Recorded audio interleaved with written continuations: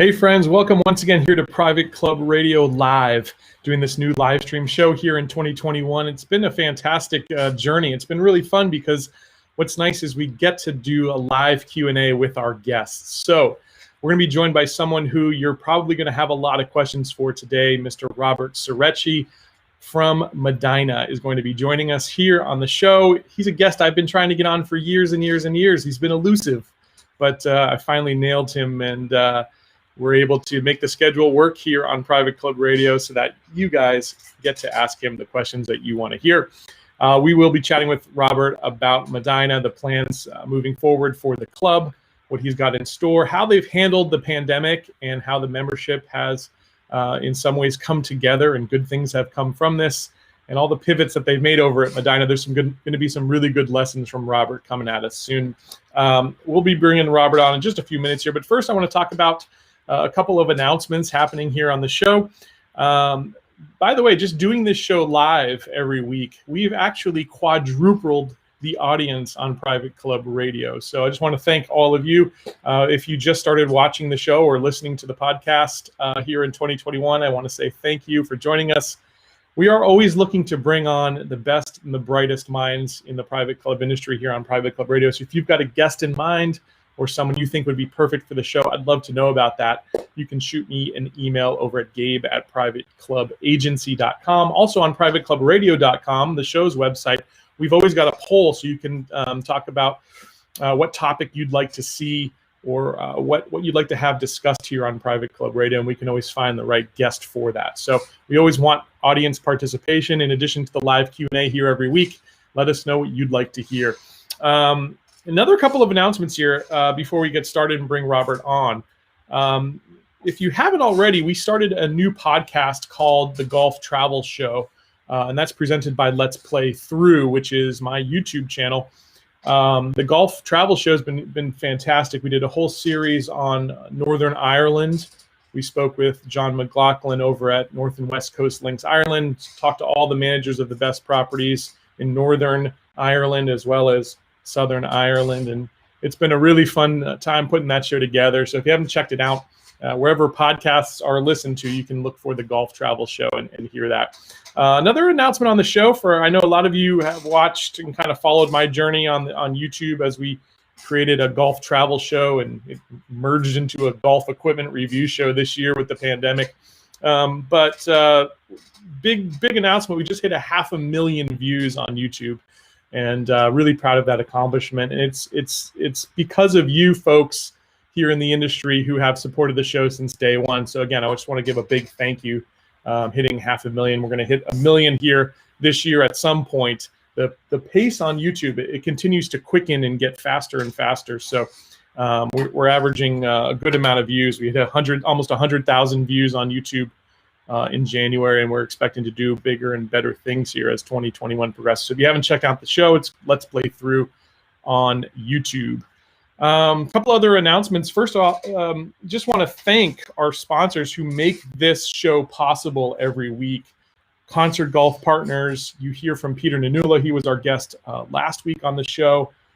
They are giving great advice each and every month here on Private Club Radio. Have been doing it for years, and they've been a big supporter of this show. So this show wouldn't exist if it wasn't for their generosity and their commitment to the industry. You can check them out at concertgolfpartners.com.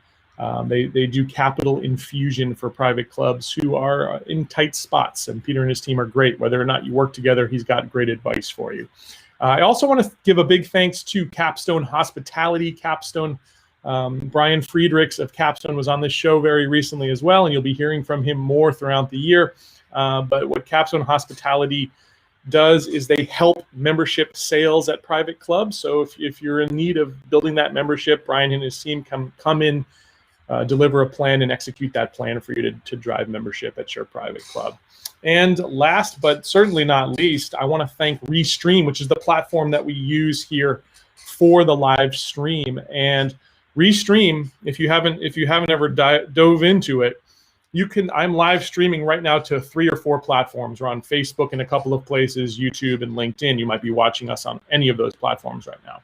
But Restream can actually do this on 30 different platforms And it allows for something that's a little bit unique. It's a little bit like Zoom, but even better because we can play video. We can have the live Q&A aspect. We can do a lot of things that you cannot do with a Zoom. So I really think Restream is a fantastic platform for a club who is looking to really engage their membership on a weekly or a monthly basis. Great way to do a town hall. You could literally do live board and committee meetings if you're brave enough, and have people interact in real time remotely. And I just can't say enough good things about Restream. Want to thank them as well for their sponsorship here in 2021. That's going to do it for announcements. It's showtime here. We're going to bring on Robert Sereci of Medinah. And just before I do, I want to remind you one last time that if you've got a question you want to hear answered throughout the show, this is your chance to do it. And we will feed Robert those questions as we can work them in. But without further ado, Mr. Sereci, welcome to Private Club Radio Live, sir. How are you? Wonderful, Gabe. Thank you very much. Good morning. Yeah, good morning to you. So obviously, we were all blindsided last year with the pandemic. I'd love to just hear how you guys handled it and what your approach was. You're always an innovative person, Robert. It was, it seems like years ago, but it was frankly just over a year ago. And it was tough. I think we were I think a lot of us were blindsided. I think we weren't, well, we knew something was going to occur, but I don't think we understood the magnitude of what was going to happen. We immediately developed a small group of my leadership team, and we were very fortunate enough to have the support of the board, who gave us the opportunity to develop a plan moving forward with the information that we have. We developed a pretty elaborate project plan on how to deal with COVID. We presented to the board. They supported us, and throughout the entire process, I'm so proud to tell you that the board had all the confidence in my team and I to kind of lead us through it. We had probably 30 reiterations of that plan, right? Because constantly things were changing. And one of the first things we did is we realized that this was going to be a long-term issue. And what we wanted to do was ease the minds of our members and our staff.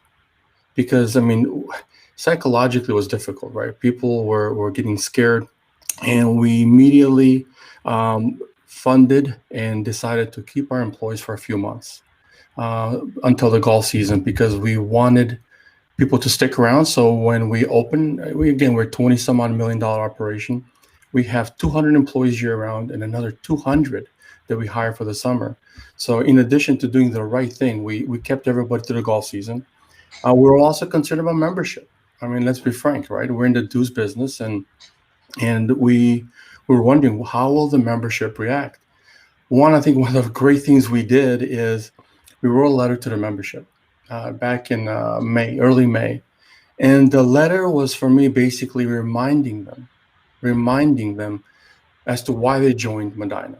And what happens is, during crisis and during panic, we feel compelled to make a decision. Even if it's a bad one, we just have this urge to do something. And what I was worried about is that members will start to panic and start getting rid of their membership. So we wrote a letter, a really compassionate letter, to remind them that at the end of the day, this is why you're here. This is a community of people like-minded like you. You're going to need these relationships and these connections more than ever. Trust us on this one. Think things through before you do anything drastic. That's all we're asking you to do. And I have to tell you that in the entire year, we've only had 7 regular resignations, which is extraordinary. Probably less than normal, right? It's way less than normal. And this is with the clubhouse closed and other things being open. And we just kept hammering down the importance and the value of community. We immediately, with Danza, our director of communications, we redid our narrative on our website, on our public side. And what we didn't do, Gabe, is, you can probably appreciate this as someone who understands club marketing, we did not want to emphasize the whole COVID and safety thing, right? That's a given. No one's going to join your club or spend $85,000 because you're disinfecting. So to us, that was a given. Right. So what we did is we rewrote slightly, we tweaked our narrative to overemphasize the importance of community, relationships. So that's how we did that. Our pipeline is stronger today in interest for membership than it has been before the pandemic. So I think it's not just us. I think people are realizing the importance of the human connection. And if you market it correctly and you have the right narrative, the right story behind it, and you got to follow up with the right amenities, right? Which we, luckily for us, in 2015, Medinah 2020, we did. We invested heavily, and it's paying dividends. So you guys, I know, had one of the first clubs, if not the first, to have a food truck out there. I'm sure those types of amenities came in really handy during the pandemic. What other things like that, Robert? Yeah. I mean, in the spring, Gabe, when our governor closed everything, guess what was out there carrying the load? It was the food truck. So in addition to the food truck, I am again very blessed to have a very, very strong F&B team. And we created a beer garden. So we expanded all the outdoor seating. We created a beer garden, and that was very popular. We immediately, with the blessing of the board, we revisited our capital. We spend millions of dollars every year on capital and fixing things up. And what we did is we said, look, we got to pivot here. We can't spend money on the same things that we thought were important a year ago. Right. So what we did is we spent more money on outdoor events, on outdoor equipment, outdoor washing sinks. One thing that we bought that was a little bit controversial to begin with is we bought a jumbotron. I mean, a 15-foot massive jumbotron. Nice. And of course, right? Everybody's like, "Oh my God, here we go again! It's not a stadium," and of course, the usual, right? But by now they are used to our kind of out of the box thinking. Sure. But that jumbotron was used every single day outside. Really? Like movies and those sorts of things? Of course. I mean, all the tournaments when they came back on, nice. Sporting events, movies, because when you have everybody now outside, you have to keep them engaged. I want them at the club. Right. So how do you do that? You have to provide some sort of entertainment. And the jumbotron was extraordinary. And not only do we use it for outdoor events, it's movable, it's mobile, but now we have a series of movies in the parking lots where people drive in. So it's paid dividends. It's paid dividends. And again, we're so lucky to have a board that supports some of our crazy ideas, but that's what we did. We had to pivot outside, tenting on the outside, more seating outside, more furniture outside. Nothing happened inside. It was all outside. Now, you make a good point there because you have a strategic plan. I don't know how long it is, but you tell me in 10, 20 years out is the Medinah strategic plan. So when you have to make some changes like this, how do you go about adjusting that, Robert? So we do. We have our plan is 5 years, every 5 years. And again, I think we're very blessed to have a board and presidents that genuinely, firmly believe. And we work with Global Golf Partners, who was responsible for creating the very first reiteration of that plan. And once we completed, we started another one. And what we do is that I am the torchbearer for that strategic plan. And with the president, we're constantly referring to that. So to your question is, we had to revisit it. We revisited not just the strategic plan, which we didn't have to change, fortunately, but we did have to revisit our spending. Sure. But we are constantly keeping an eye on our strategic plan, because when everyone saw the results that were yielded from that strategic plan, look, Medinah would not be here today with the record number of members. We have more members today than since I think the early 80s. We're more successful today than we've been in a long time. And it's really why? It's a strategic plan. So we are firm believers in a governance model and a strategic plan. I know there's a lot of lip service and people talk about the importance. We are living proof, Gabe, that if you follow the process and you commit to it, good things will happen. That's incredible. And what other things had to be adjusted there? I assume you know, food and beverage. Are you guys? Is that a positive for you? Is that a negative at Medinah? And how did the budget need to change based on the lack of food service? So the unfortunate part was that when Mark Gallaudet, who I've known for many, many years, joined our team as the assistant general manager. He was my assistant general manager in Hong Kong. We brought Matt Gilbert, our executive chef, who was in Hong Kong, also came. And we were so excited to have this incredible F&B experience with our new executive chef, Taylor Nissen, who was our beverage director, who worked with these gentlemen. We had this great plan. And then COVID hit, right? So it was definitely a little downer for them, but they pivoted, they reinvented themselves. And like most clubs, Gabe, we subsidize food and beverage. Tremendously. We do, right? I mean, I hope board members stop arguing about why we lose money in food and beverage. Uh, your previous Michael talked about this before. It's in your book, right? It's an amenity. So we knew that we had to rethink how we do this. We were fortunate enough to get the support of the board, and we went to their membership and told them. We're very transparent, by the way. We're very transparent. We said it's going to be a rough year. There's going to be some sort of subsidy, and we had a pre-approval of an assessment back in the spring. So we knew that we were going to lose more than usual. We did tremendous amount of food to go, kitchen to go, all the beverages to go. If you remember that these are not high margin items, right? But it wasn't about making money in food and beverage. The goal was, how do we keep our members connected to the club?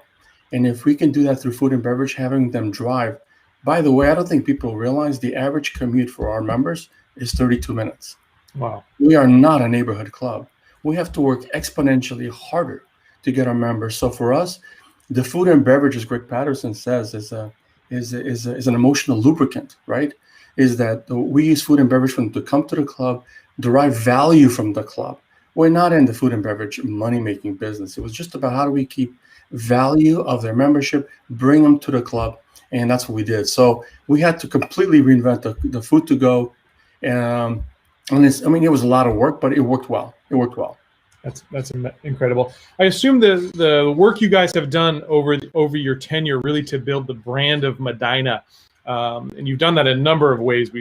Maybe folks know or they don't know about you built a chicken coop there at Medinah, but you've done all sorts of things really to build that family,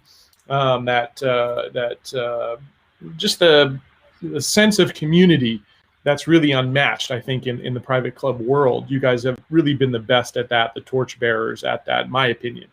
And do you think that doing all that work made this a little bit easier for you? And what advice would you have for clubs to who maybe haven't quite focused on that in the past, but maybe should start to think about it here moving into 2021?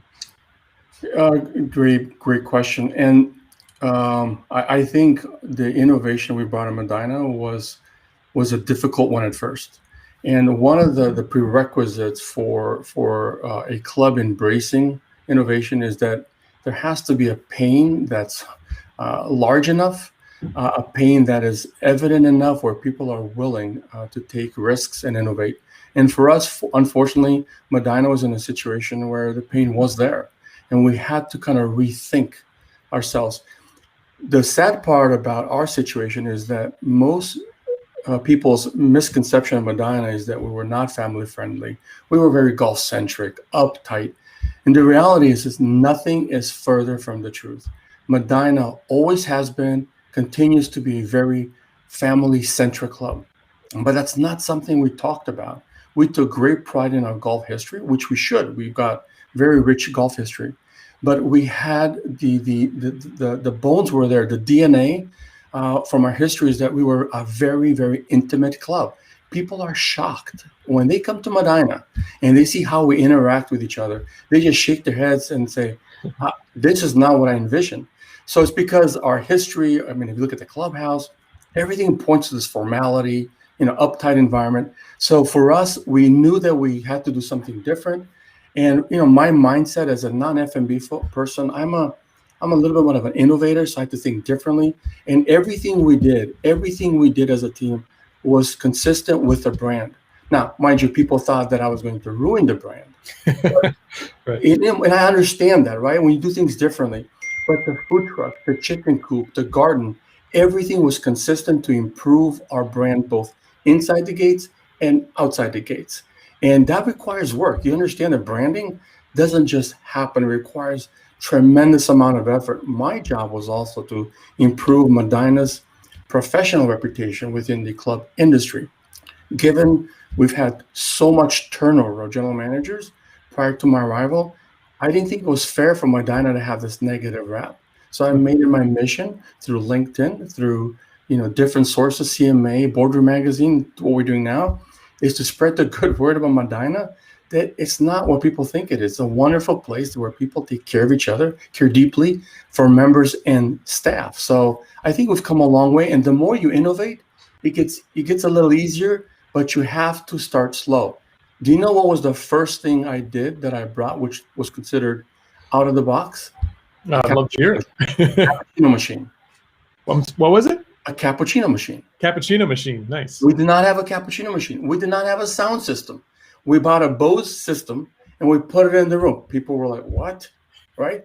So we started, and then we really went up like big, and we bought outdoor furniture. I mean, it was little things like that that gained and built us trust with the board. Now, the chicken coop, we did that without asking for permission. I'll be honest, there's certain things you have to do, and then you ask for forgiveness later. And Right. this was one of them, because I knew it was such a long shot, but it was very successful, and now they embrace it.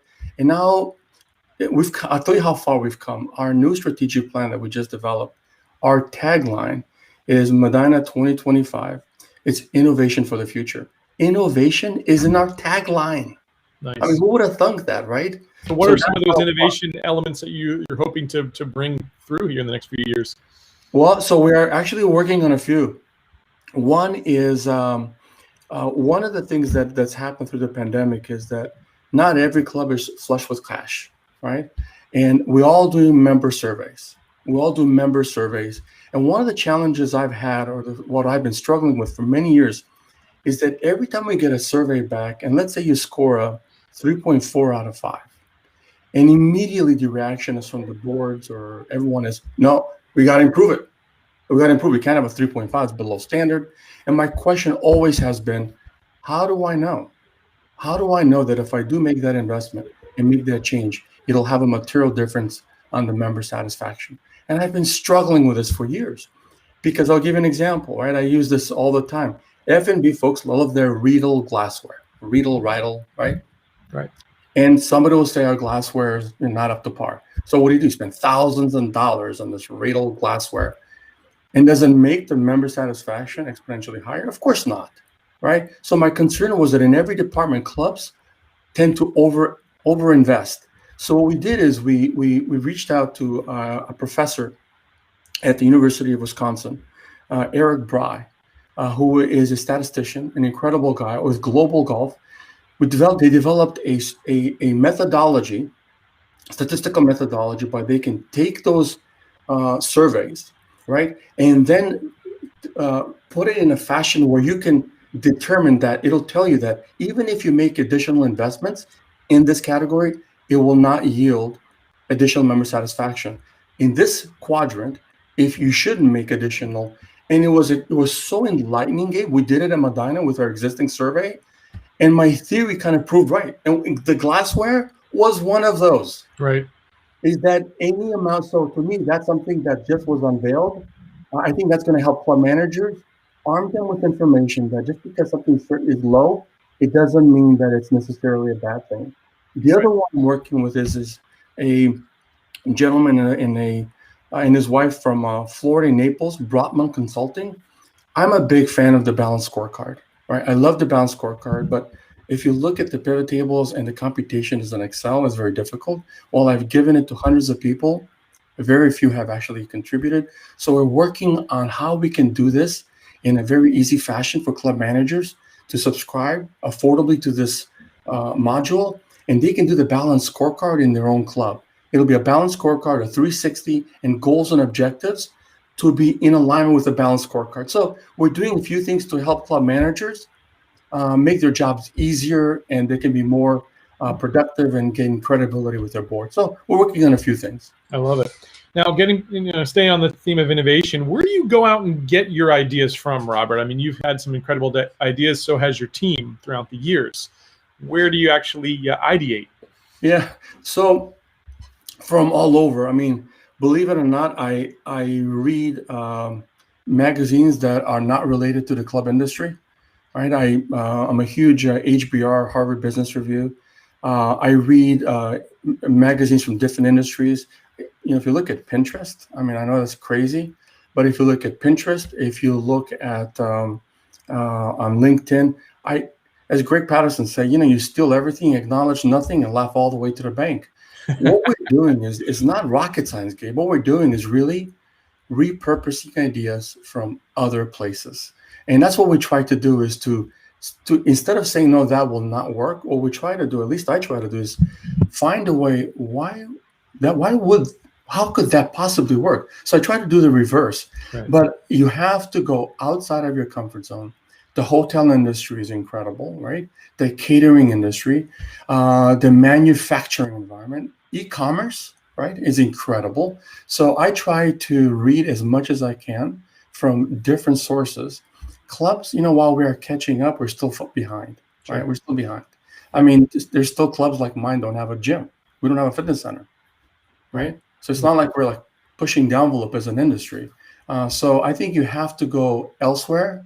But people always think you have to start with some massive ideas. Take little things, right? It's about building credibility. Take something that somebody else has done, repurpose it to your own club, own culture, and then start small. But you got to look elsewhere, not inside.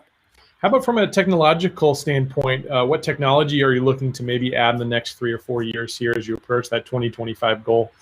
Yeah. So one of the things that's been very successful for us is this paperless referral for membership. It's been extraordinary.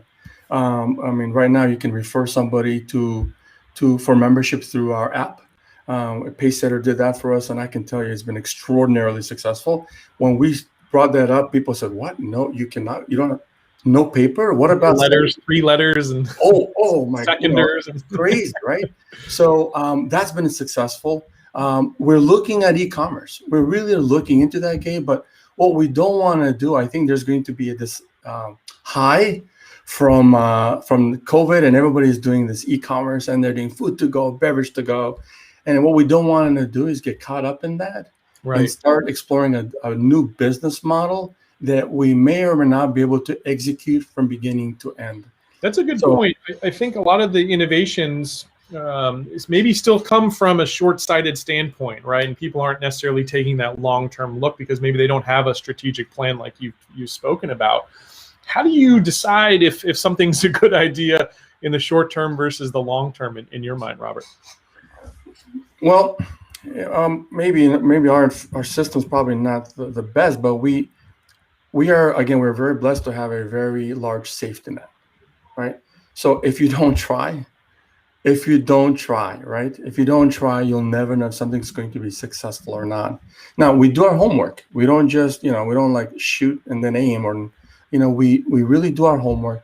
But we've told the board, and my team knows, that I would rather we try something and fail than to not try at all. Because what happens is, again, it goes back to a safety net. If you don't have a safety net, this is why club managers are very cautious about innovating. Why would you, right? If somebody's breathing down your neck and you've got a board or president that catches you doing something wrong all the time, and why in the world would you do that? So I don't think boards understand it. That's very culturally driven. If you have a board and a management team that work together and they provide themselves a safety net, a psychological safety net, club managers are pretty incredibly innovative, as we found out, right? Right. You give them a little extra line there. That's it. How do you, like, let's say in a strange scenario, Robert Sereci is going to walk into a new club. What would be your first step in order to get that trust from the board and to build that relationship? So I think other managers could really learn from your approach. I will tell you that the calls that I get for individuals asking for help, not to exaggerate, 90% are calling me because of one thing: they moved too fast. So what happens is club managers or assistant managers, chefs, they come in into operation, right? Immediately, if they have a certain expertise, they see the low-lying fruit, right? And what happens is you feel good about getting a job, and you want to demonstrate your worth quickly, right? And you roll up your sleeves, and instead of taking the time to understand the people, to build relationships, to understand the culture, member culture, employee culture, get a full understanding of what you have, they start tinkering with stuff, right? Because they want to look good. There's a pressure to perform. So I think what happens is they don't build trust. You have to spend time with your board, with your management team, In general, for the first 5 months, I don't do a whole lot in any club. I use that time to foster relationships, build trust. Because once I build trust and I get them to understand me and trust me, then once we roll out a plan, then they trust the plan and they trust me. So I think taking it very slow, very, very slow, develop you have to develop a plan to build confidence with your board members and your president. They have to believe in you that you know what you're doing. For me personally, writing, as you know, has been very, very instrumental in my success. The way I can demonstrate my competence and that I know what I'm doing with my team is we write it down. We write it down. So we don't say we should just do this. We write a white paper, kind of outlining the issues. What are the challenges? How do we solve them? What are the options?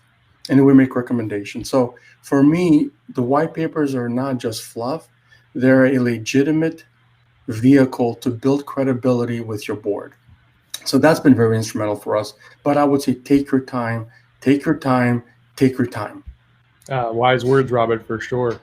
All right, so 2025 is approaching. You've got something else. You got a President's Cup? Is that going to be in 2025 as well? 26. 26. Okay, tell us about that, and tell us about some of the tournaments that are scheduled at Medinah. Yeah, so we did the BMW in 2019, and now we were just awarded the 2026 President's Cup.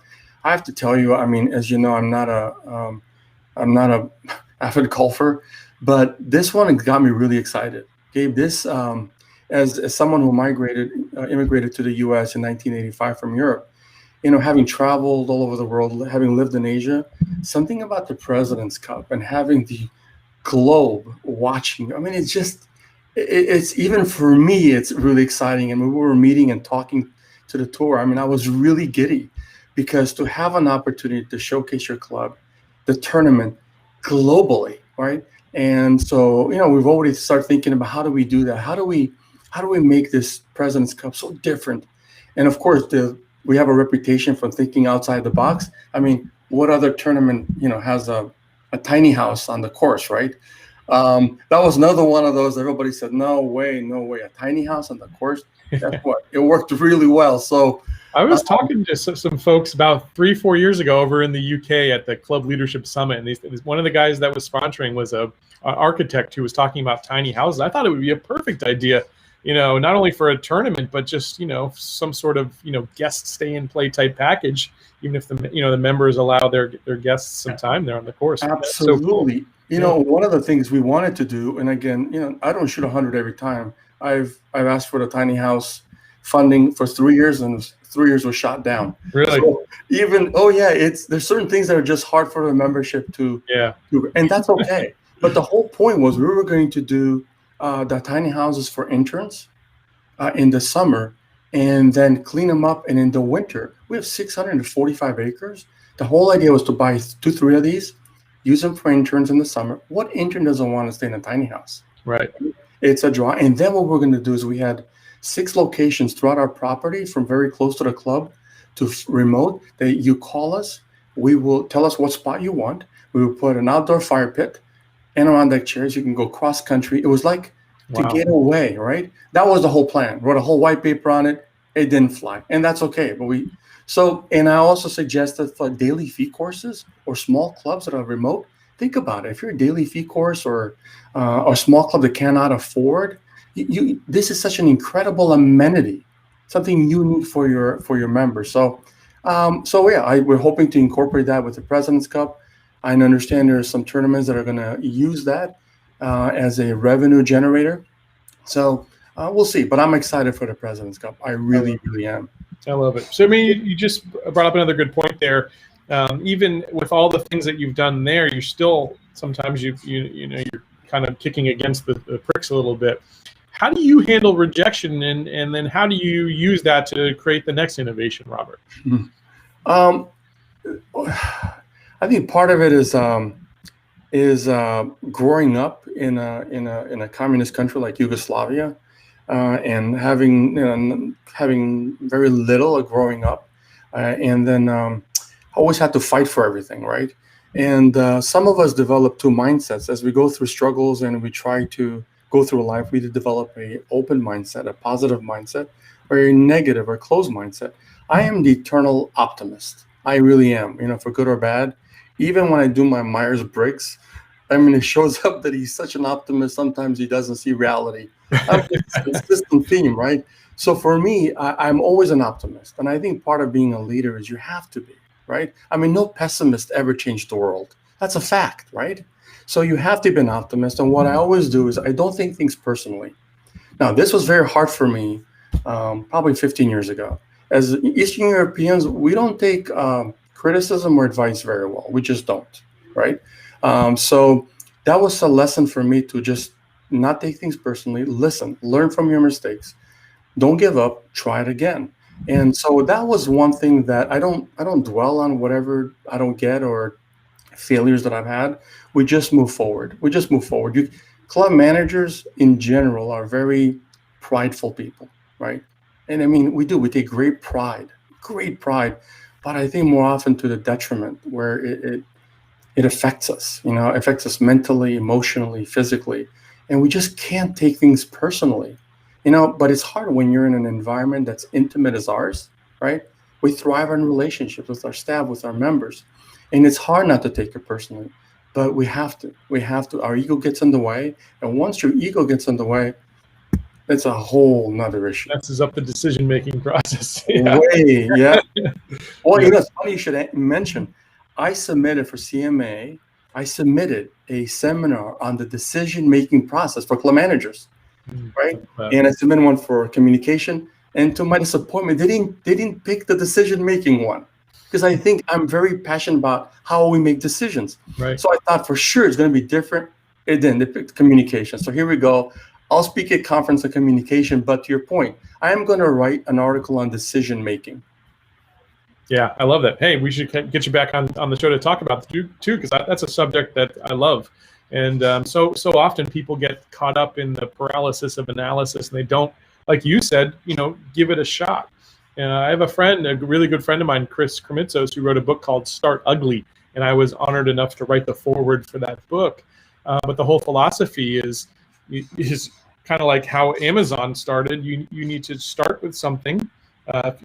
And test it. Either it's going to work or it's not going to work. You're going to either have great success, you're going to fail, and then you sort of through that process, you create the perfect execution. But in the beginning, you just have to start.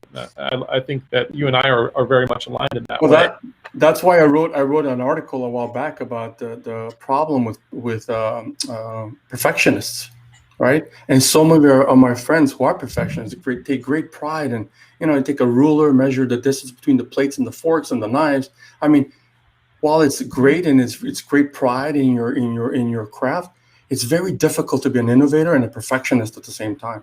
You just can't. Very true. Yeah. To your point about starting ugly, there is no perfectionism in innovation. You start and you have different reiterations and you keep going. So for perfectionists, it's excruciating to be innovative because they want to dot every I, cross every T. That's not, to your point again, you start ugly and hopefully it gets better and good looking by the time you're done. There you go. Speaking of that, you're doing some interesting innovations to the course. So Medinah is continually innovating the actual property. You've got a new kind of plan that you're developing. Tell us about that, Robert, on number 3. So I think most people know we have 3 courses. Course 1 was redesigned by Tom Doak, which is an extraordinary course. Reese redid our course 2, which we used to refer to it as our stepchild. Now it's an extraordinary course, short. Marty D'Angelo implemented a program that he created called Golf for Life, which has 7 sets of tees. So we have people enjoying that course. He gets equal play as course 1. Course 2, nobody wanted to play. Right now, they both have equal play. People enjoying playing, to their handicap. Shorter, similar to like the long leaf tee system. There's very similar, absolutely, Gabe. Yep. So finally, course 3 now is in our strategic plan. It is now time to revisit course 3, and we have developed a small group working on course 3, and we have selected OCM from Australia to do a master plan for course 3. Again, back in this international, global theme, we're thrilled to have OCM Australia, who's done so many courses worldwide, including in Europe. So they've been engaged, and what they will do a master plan for course 3. We don't know exactly what that entails, how long, how much. We just started, but again, this is still. I think if you follow social media, people wondering OCM, you're like, what? They've heard of them, but again, this is part of our DNA, right? Medinah doesn't follow paths. I was so thrilled when we chose OCM because it's yet one more piece of evidence how we kind of chart the path. We don't take the safe route. We go different. We go something that we firmly believe is the right thing, even if the rest of the world thinks differently. So this is yet another indication how us thinking what's best for us, what's innovative, will yield benefits. So I'm thrilled. And these 3 gentlemen are incredible. They care deeply for the club, and to have something that's going to be showcased at the President's Cup. Again, as a non-golfer, even with them, I'm so giddy to work with these gentlemen because there's it's so much greater than course 3, right? And now you're part of something so special and so big that it just transcends just golf. So, I mean, for me, it's exciting. That's fantastic. What sorts of changes are they looking to implement there? So one of the things that they said, which is so true, right? I mean, I've learned so much through talking to them and just working with Steve Cook, who's our superintendent, who's been with us for about 2 years. They said, unfortunately for course 3, in a nutshell, it's easy for the professionals and hard for the members. Yeah. So I mean, in a nutshell, so long. It's the longer. Yeah. Yeah, and length is doesn't cut it anymore, right? Right. So so that was one. The typical. They obviously noticed the approach to our greens is very similar on the majority of the courses, right? They call them, I think, alien head greens, right? It's the typical, and then bunker left, bunker right approach, shoot. Sure. So. And that's standard, right? And while it's difficult for our members, it's easy for the pros. They just whack it. Bunkers are not always in the right place, right? Because back then the distance were different. So now the pros go past the bunkers. Yeah, right. Our members end up in the bunker. Right. Sure. So they've got some great ideas. They did so much homework, even remotely. I mean, the amount of homework they did remotely was extraordinary. So I think. I don't know if we're going to redo completely the course. If we're going to tinker with, I don't know. But we have a kind of a plan, and what we would like to see, and with their expertise, I think we'll come up with something that's extraordinary. Are you generally trying to cater it to them, like when you're going through the renovation process, as you've done with the other courses now? Are you catering it to the members or to the pros, or a little bit of both? So primarily the members. Yeah. One thing that we heard from them, and it's you don't build a course for a tournament. Right. In our case, we don't want them. I mean, we have 1,000 members. We do 54,000 rounds of golf. We have a very active golfing membership. What we want to do is make sure that we have an enjoyable experience for the current members and future members, first and foremost. And because of our rich history with golf tournaments, we also want to make sure that we do what's required to stay competitive and be attractive to the governing bodies for golf. And clearly we are. We have so many things going for us. We've done this so many times, 650 acres in Chicago, a metropolitan area, and our deep love and passion for the game of golf. Our volunteers, our members are ready to jump and help out. But first and foremost, Gabe, we take care of our members because we're in the members business. We take care of them. And in an additional benefit is the tournaments.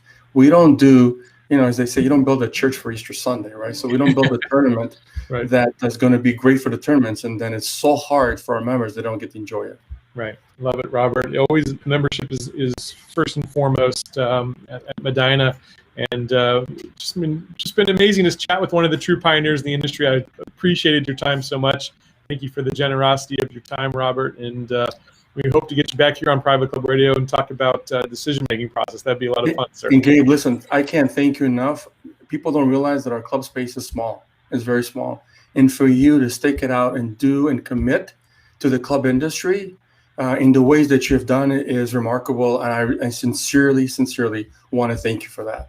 Yeah, thank you, Robert. And thank you for being adding your contribution to the ABCs of Plutonium Private Club leadership. And if you haven't already, check out Robert on LinkedIn. Just the right white papers he mentioned, and the leadership that he's been providing the industry, really second to none. Robert, can't wait to see what you come up with next, man. Have a great rest of your day, sir. Thank you very much, Gabe. Thank you. Bye-bye.